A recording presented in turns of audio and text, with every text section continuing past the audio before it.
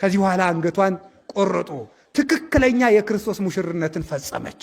ዛሬ ተጋድሏን የጨረሰችበት ነው። የተሸነፈችበት ሳይሆን ያሸነፈችበት ቀን፣ ዓላማዋ ጽናቷ የተፈጸመበት ቀን ነው። ዛሬ በትክክል አክሊሏን ተቀበለች።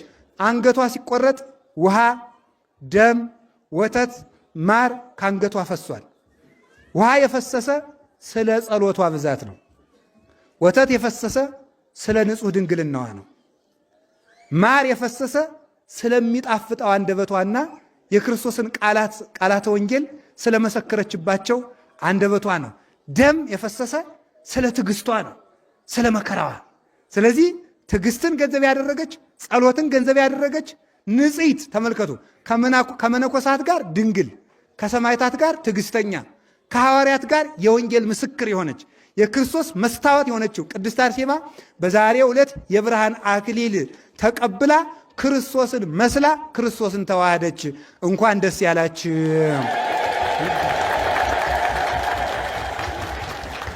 በኋላሳ ወለነሰ መጽሐፍን አንትሙ፣ ጨረስኩ እዚሁ ላይ እናንተ የእኛ መጽሐፍ ናችሁ በሉ። የእኛ መጽሐፍ በሉ። ስለዚህ ቅድስት አርሴማ የማን መጽሐፍ ናት? የክርስቶስ በሉ። የክርስቶስ መጽሐፍ በሉ እንጂ የክርስቶስ የቃሉ መገለጫ ትክክለኛ ክርስቶስን ያሳየች የወንጌል ምስክር እሷ ናት ነው 100 እጥፍ። ስለዚህ የቅድስት አርሴማ ትርፏ ምንድን ነው ካላችሁኝ፣ እኛ ነን። እኛን የክርስቶስ አድርጋ ማስረከቧ ነው። ክርስቶስ እኛን ነው ለሰማዕታት የሸለማቸው፣ ምዕመናን በእነሱ ስም ተሰብስበው እንዲድኑ በማድረጉ ነው። ከዚህ በኋላ ምን አደረገ? በስምሽ ያመናውን፣ ስምሽን የጠራውን፣ ዝክር የዘከረውን ሰው፣ የተራበ የመገበውን ሰው እኔም የሕይወት እንጀራን በሰማያት መግበዋለሁ። ስዕልሽን ያሳለውን ሰው ያም ባይሆንለት ለተሳለው ስዕልሽ ሽቱ የረጨውን ሰው፣ ሽቱ ያመጣውን በመዓዛ መለኮቴ አጣፍጠዋለሁ። መጽሐፍሽን የጻፈውን ያጻፈውን ስምሽን ስሙን በሕይወት መጽሐፍ እጽፍለታለሁ።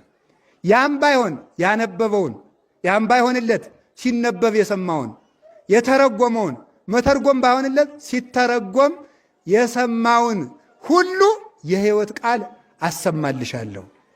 በዕለቱ ዕጣን መጋረጃ ያመጣውን የመከራን እሳት አሻግርልሻለሁ ብሎ በመከራ ሁሉ ውስጥ ሆኖ ስምሽን የጠራው ሁሉን የፈጥኜ እርሰላለሁ ብሎ ዛሬ ቃል ኪዳን ገባላት። ለሁላችንም ተስፋ ሰጠን መድኃኔዓለም ኢየሱስ ክርስቶስ። አያችሁ፣ ይኸውላችሁ እንዲህ